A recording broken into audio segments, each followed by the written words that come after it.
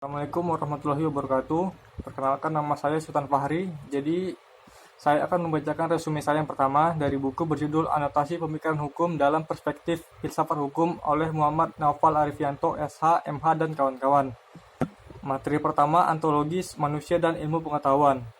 Pengetahuan atau knowledge merupakan terminologi generik yang mencakup segenap bentuk yang sering kita sebut filsafat, biologi, ekonomi, seni, dan matematika.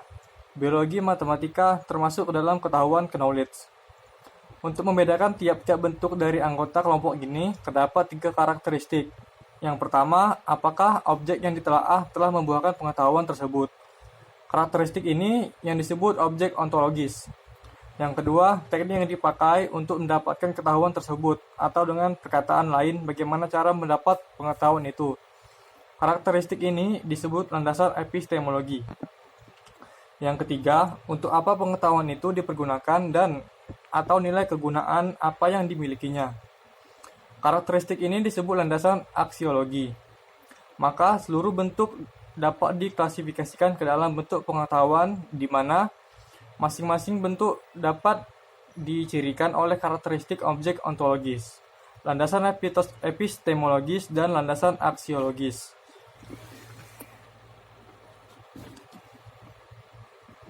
Manusia adalah produk masyarakat tertentu. Ia adalah anak zamannya. Manusia tidak membentuk diri sendiri. Opini-opini pribadi dibentuk oleh masyarakat tempat tinggalnya. Setiap pemikiran selalu mewakili zamannya dan hasil dialektika dengan sejarahnya. Hasilnya terkadang spekulatif dan terkadang pula hasil pengembangan pemikiran yang sudah ada.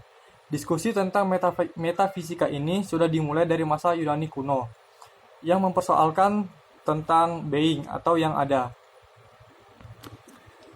Lalu yang selanjutnya, formulasi paradigmatik potensi manusia terhadap ilmu pengetahuan.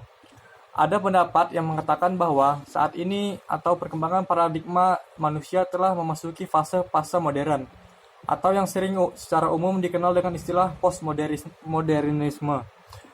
Menurut beberapa pendapat, sebelumnya pendapat manusia telah melewati paling tidak 2 fase perkembangan paradigma, yaitu fase tradisional dan fase modern. Pada fase tradisional, pada umumnya manusia hidup dalam kondisi sederhana yang penuh keluguan, dengan mengandalkan intuisi dan memanfaatkan alam hanya sebatas kebutuhan mereka, sehingga mereka belum mengenal eksploitasi alam secara besar-besaran. Pada masa tradisional, kepercayaan manusia terhadap agama dan hal-hal supranatural, mistik maupun tahayul tumbuh subur secara dogmatis. Berpikir rasional dan kritis pada hal-hal tertentu dalam masyarakat pada umumnya justru dianggap tabu, kecuali di kalangan eksklusif intelektual yang pada masa itu lebih dikenal sebagai filsuf. Hasil pemikiran yang dibangun atas dasar filsafat modernisme secara fantastis masuk ke dalam budaya dan hampir semua aspek kehidupan manusia. Pada masanya, mulai dari seni, sastra, arsitektur, gaya hidup, politik, bahkan norma etika dan nilai positif yang dianggap universal.